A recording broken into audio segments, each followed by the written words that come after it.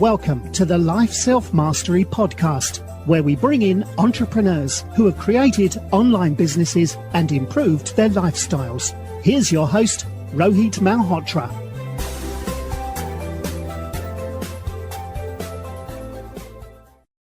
Hi everyone, I'm Rohit from Life Self-Mastery, and today I'm excited to have Brad Feld, who's an early-stage investor at Foundry Group, which has a portfolio of companies like Fitbit, Zynga, Sendgrid, and many others. He's co-founded Mobius Venture Capital, and prior to that had founded Intensity Ventures. Brad is a co-founder of Techstars. Brad is also a writer and speaker on the topics of venture capital investing and entrepreneurship. He's written a number of books as part of Startup Revolution, a series like Startup Life, Do More Faster, Startup Opportunities, Venture Deals, and writes a blog of Feld Thoughts and Venture Deals. He's just come up with this fourth edition of Venture Deals, which you can find on venturedeals.com. Brad holds Bachelor of Science and Master of Science degrees in Management Science from MIT. Welcome to the show, Brad. Delighted to be here, Rohit. Thanks for having me. Awesome. So how did you get into entrepreneurship, and how did you get into venture investing after that? I became interested in entrepreneurship well before it was regularly labeled entrepreneurship. I got an Apple II computer when I was 13. I bought it with the money I got from my bar mitzvah, and started programming at a relatively young age in the late 1970s. Just as a teenager having fun. My father had a patient of his. My dad was a doctor. He had a patient who had been a very successful computer executive who had started a company called Scott Instruments. His name was Gene Scott, with his son Brian. And he became one of my very first mentors. And I ended up spending time with him and his son Brian, and saw what they were doing at Scott Instruments in the early 80s. They were making a voice entry system. It's called VET20, voice entry terminal, where you basically, if you wind the clock back to that point in time, it was similar then to what Siri does today, except for it had a vocabulary of up to 40 words, and each individual person had to train the vocabulary themselves. But I was totally fascinated with both the technology and the business. And when I went to school and college, I started a company. While I was there, I also worked in the summers for another startup that was a husband and wife company making software for the oil and gas industry. So at a very young age, rather than getting an internship with a big company or working somewhere, I was always sort of in and around these very small, young technology startups, and that really imprinted on me. I ran a business, the one that I started while I was in school. I ran it for 7 years. And then sold it in 1993 to a public company. Made a couple $1 million. And of the money that I made, I then turned around and invested almost all of that money between 1994 and 1996 in 40 startups at the beginning of the rise of the commercial internet. Many of those companies failed, but a handful of them were extremely successful. And a number of them ended up being good investments. And that was really what started me into this mode of investing, first as an angel investor. And then I kind of woke up randomly one day. I had been doing some investments with a group of people that were affiliated with a company called SoftBank, which is now very well known today, but in the mid-90s was not that well known.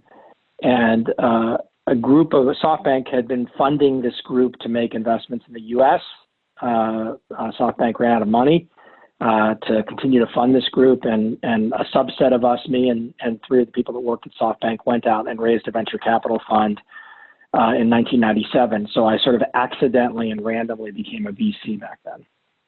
Well, no, that's a very interesting story. I read in the book Startup Life, which I really enjoyed reading, that you made sure that you have $100,000 in your bank account, and you were trying to put a lot of money into angel investing. So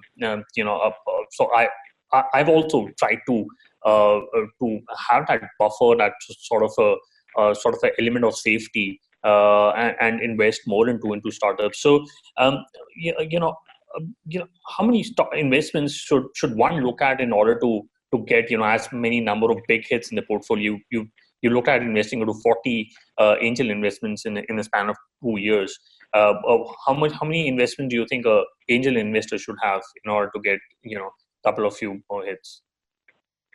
Yeah, I think, and I'll underscore, I think the answer is different for an angel investor than for a venture fund. And I think the answer ranges from venture fund size and strategy as well. So answering the question specifically about angel investors, I wrote a blog post, I think around 2010, it was on Feld.com, where I described, I think something like angel investor strategy.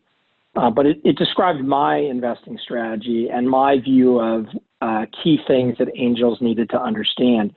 One of them is that you have to have a broad enough or big enough portfolio.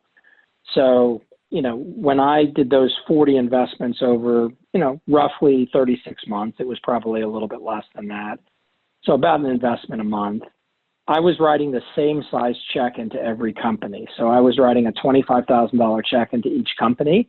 And then some of the time I would write another $25,000 check into that company. So I was investing somewhere between $25,000 and $50,000 in each of those companies.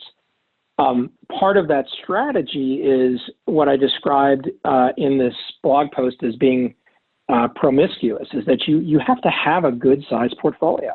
A mistake that angel investors make over and over again is they try to pick the 1 or 2 or 3 companies that they think are going to be the ones that are successful.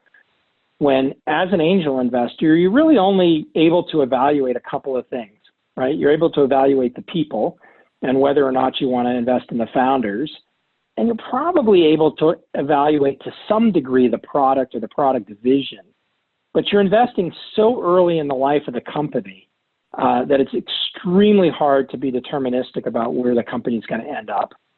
And if you'd taken those 40 companies and said, here are the 40 companies you're going to invest in before I'd invested in them, rank them in order of which ones are going to be the best returning ones, it would have been a random answer. I wouldn't have had any idea. And to this date, I've never met somebody who invested as an angel or as an early stage investor in a company who said, oh, that's a piece of crap, but I invested in it anyway.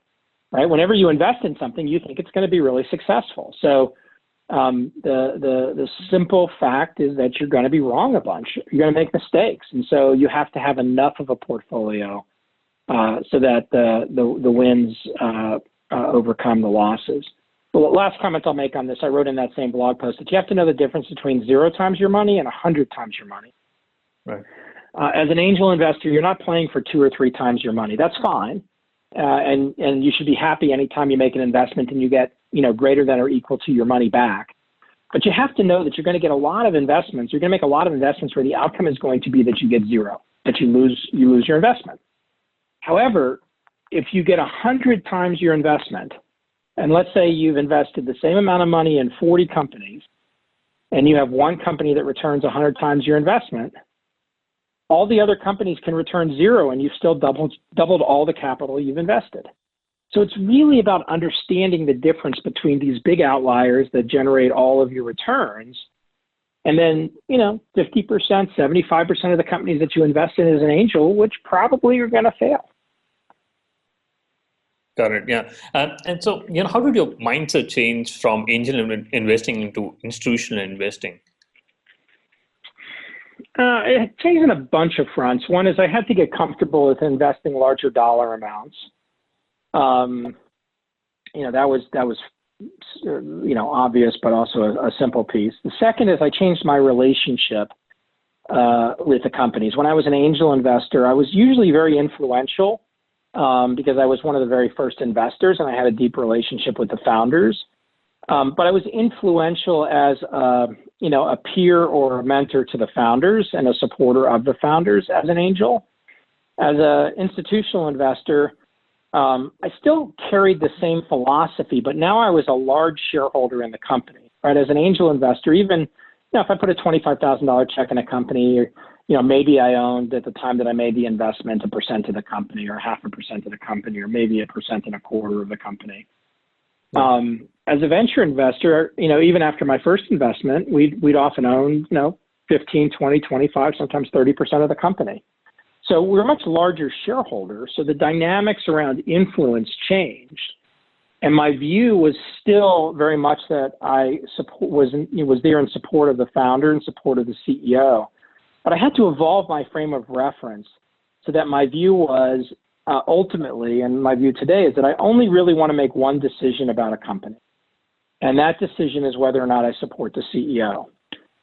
If I support her, my job is to work for her and do everything I know how to do to help her be successful. And if I, for some reason, stop supporting her over time, my job is to work hard to try to support her again. And if for some reason I can't get to that place, then I need to do something about it, which generally means replace the CEO. But that's what I want to do when I don't feel like there's any other options. But I had to change that frame of reference where I realized that as a much larger shareholder in the company, I had a lot more both influence and responsibility. The last is when I was an angel investor, I still straddled the line between founder and investor. And a lot of the companies that I was an angel investor, and I looked like a co-founder. I was there at the very beginning. I wrote a check at the very beginning. A lot of times, the founders treated me as a founder. In some cases, I was actually called a co-founder. In other cases, I might have been chairman of the company. And I still had a very much active role, not necessarily day-to-day operationally, but I straddled that line. And what I've learned is that as a venture investor, I can't do both. I now just focus on my role as an investor.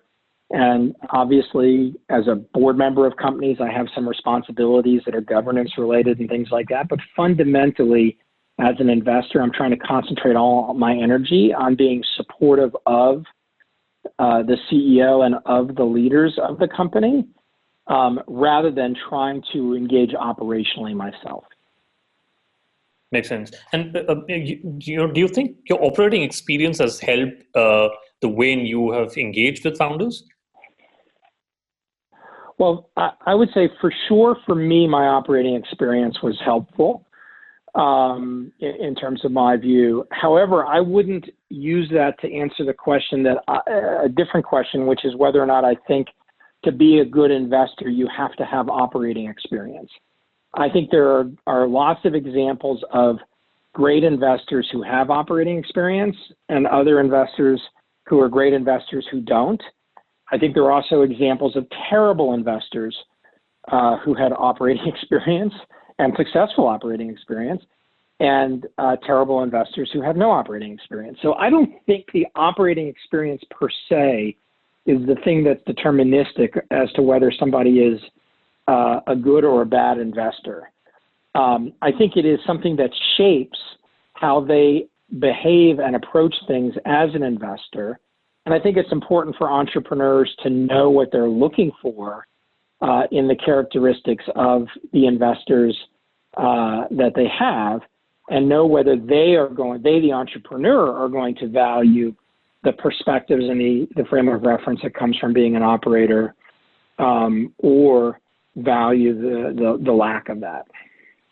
Got it. And what gets you excited in a startup?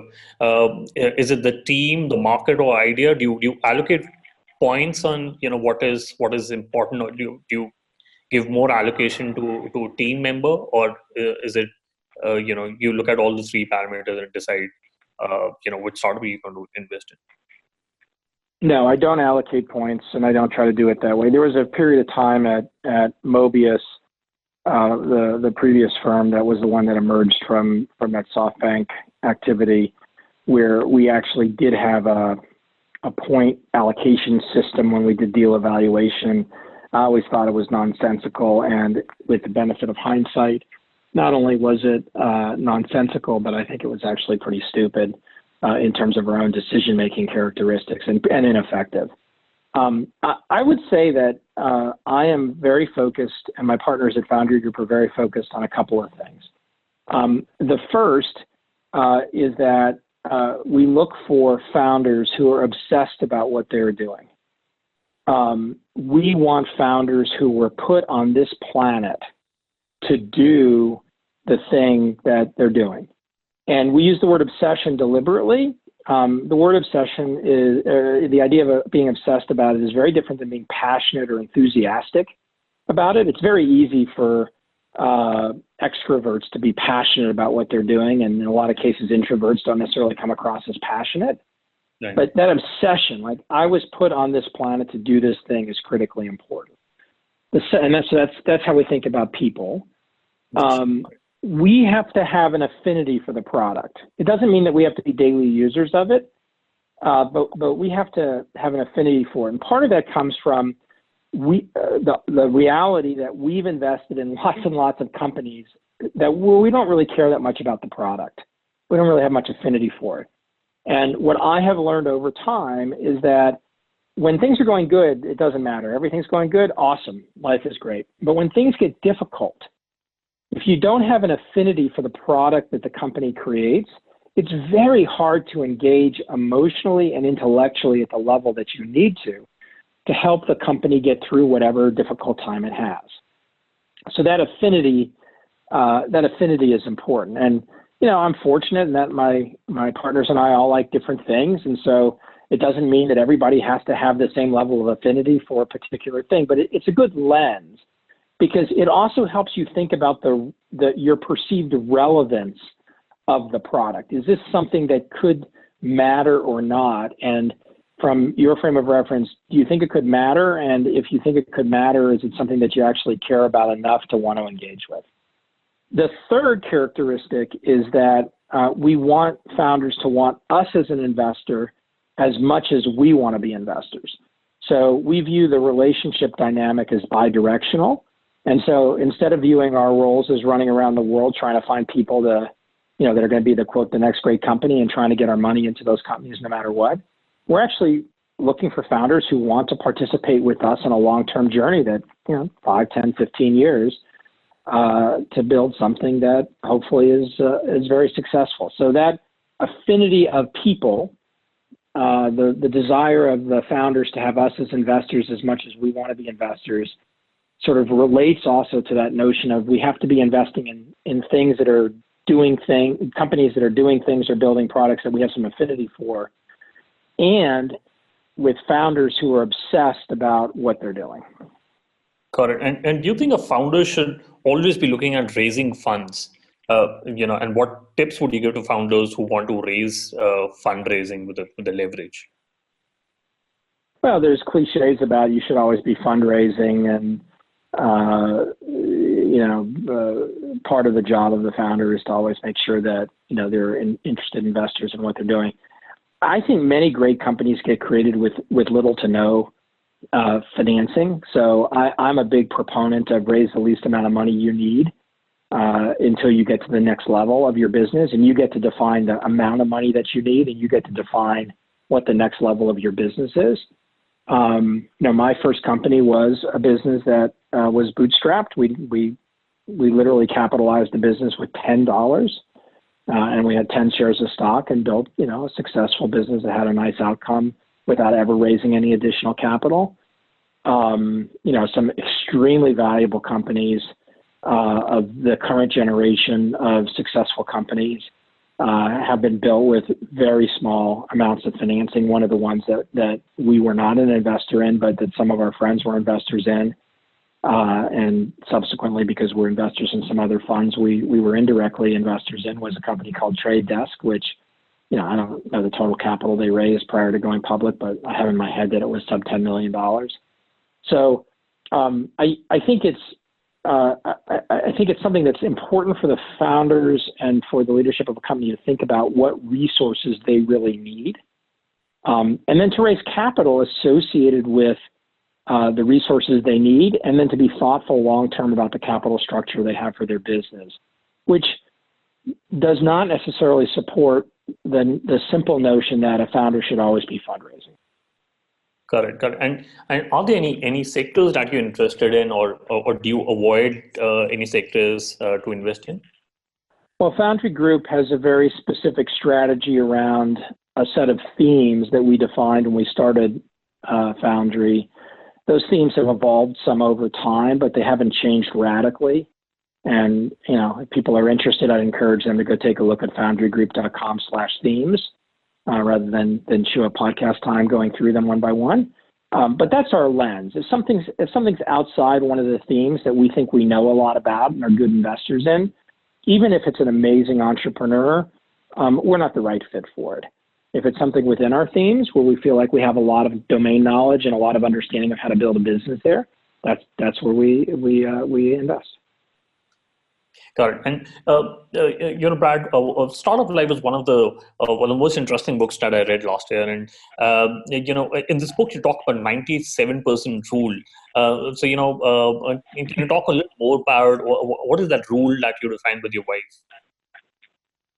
Sure. Startup Life was a fun book to write because I wrote it with my wife, Amy Bachelor.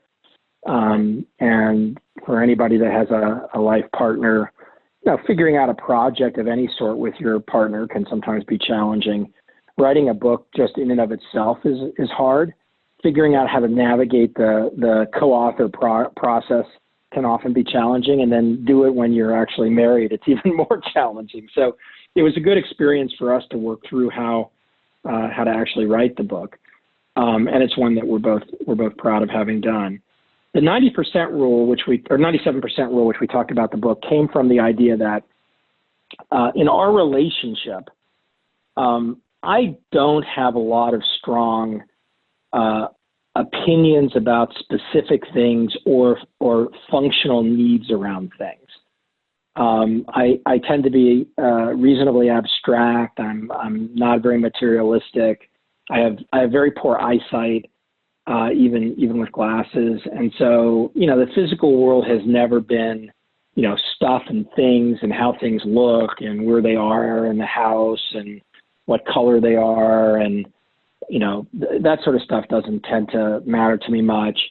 Then there's a whole bunch of stuff in terms of opinions about specific things that I don't really have strong opinions about. And a lot of the times it's in joint decision-making about where to go or what to do or where to eat or who to be with. Occasionally I'll have an opinion, but most of the time I don't, because I just like to be with Amy. I like to be doing stuff with her, and that's how I'm prioritizing my energy rather than on a specific thing. However, there are a few things that I care about a lot and really want a lot, whether they're for physical comfort or the intellectual stimulation or whatever. Like, these are things that are important to me. And in our relationship, pretty early on, we came up with two things. One is the 97% rule, which is that 90% of the time, Amy gets her way. She gets what she wants. But 3% of the time, if I express a really strong opinion about what I want, unless she has a strong objection to it, which occasionally she does, and then we talk about it and figure something else out. Those 3% I delineate clearly, and then I get them. Interestingly, a corollary to that rule is something we call the magic 8-ball rule, or the magic 8-ball answer, which is a lot of times Amy asks me a question about something that I don't care anything about. Do you like this piece of furniture? Do you want to go out to dinner at this place? Do you want to, go on a trip to here? Do you want to see these friends? And it's not all materialistic. It's like on whatever those dimensions are. And the answer, I don't care, is not a good answer. Okay. The thing we've come up with is the magic 8-ball answer, which, for those of you that remember the magic 8-ball, was that 8-ball that had a little window on the front, some liquid and the thing in the middle of it, and you shook it up and it gave you an answer. Yes, no, maybe, signs point to yes, a bunch of different clever, cute things. And we combine that with something else we call golden retriever eyes. We have 2 big golden retrievers, and we love our dogs. And the dogs have a certain way of looking at you when you're holding food or holding a treat. Like, just 100% of their attention is on you in that moment, because all they really want is that food, but they know that you're the one that's going to give it to them. And so for the 97%, I answer with a magic 8-ball answer, but with golden retriever eyes. I engage with Amy. I look at her. Do you like the way I look in this dress? If I don't like it, or if I do like it, the answer usually is sure. Or it's not, do you like how I look in this dress? Do you like the red one or the blue one? It's usually a red or the blue. The answer is usually, I don't care. Right. But I look her in the eyes and I say, the blue one's the best. And 50% of the time she'd choose the red one, right? Because she didn't actually care about what my answer is. And she knows that I don't care whether she wears the red or the blue one, but she wants the engagement. It's about the social engagement. It's not about the specific opinion or the specific answer. So I characterize that not as a way everybody should interact with their partner, but if you scale back from it, these are things that Amy and I learned about each other through developing and working on and building our relationship, and then coming up with a language and a way of talking and relating to each other that had a lot of positive feedback loops in it, versus I think what is so difficult for many people, especially when they're busy or they're stressed or they get lots of things going on, is that they don't know how to nourish each other through their small interactions.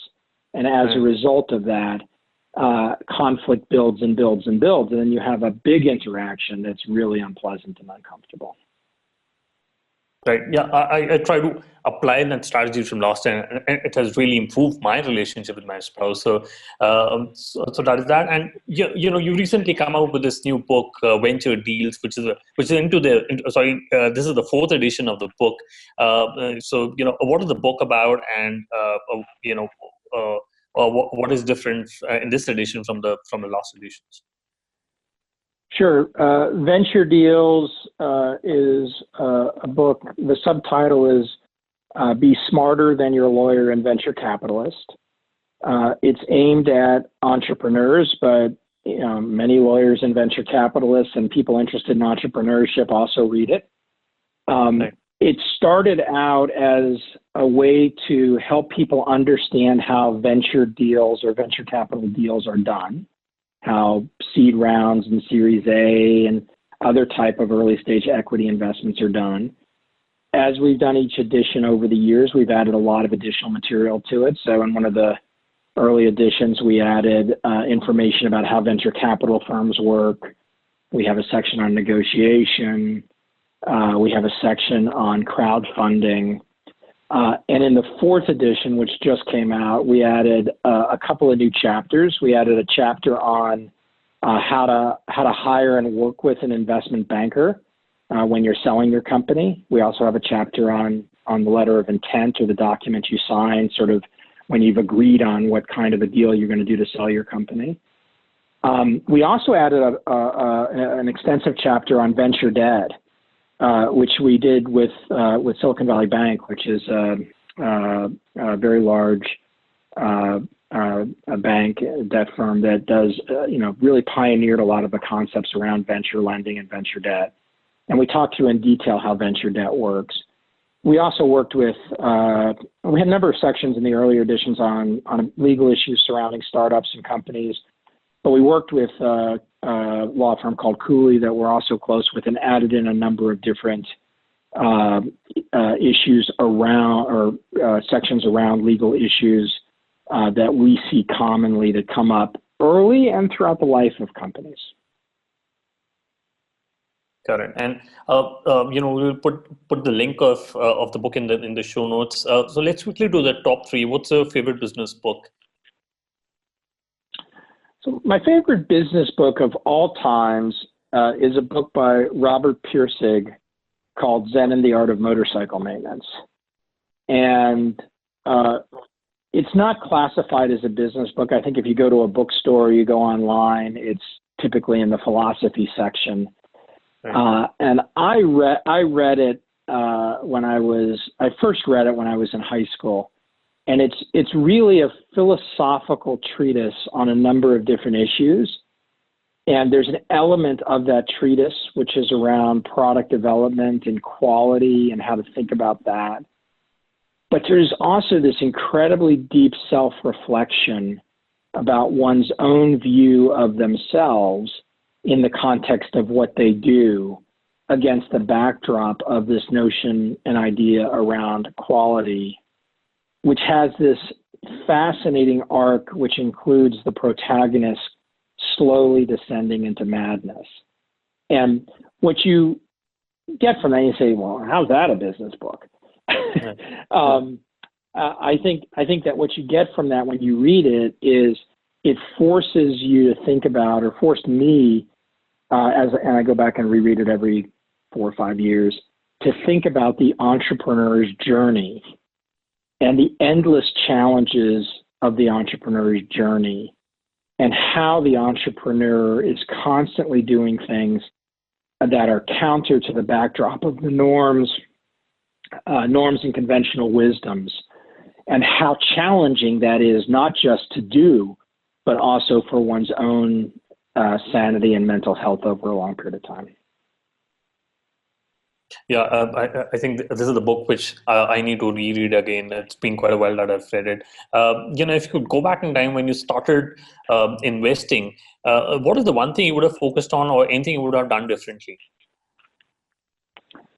When I started investing and did those first 40 angel investments, when I reflect on it now, I think I would have said yes more frequently. Even though I did a lot of investments, there were a number of investments that I didn't do for, in hindsight, no particularly good reasons, several of which were extraordinarily successful. And so in some ways, I didn't really, when I was starting investing, I didn't really have a filter. I didn't know how to evaluate things. And so whatever filter I was using was almost by definition wrong. And so I would have probably loosened the filter more. Interesting. And do you have a favorite online tool, for example, Gmail, Slack? Well, my favorite tool is that I use is probably Todoist.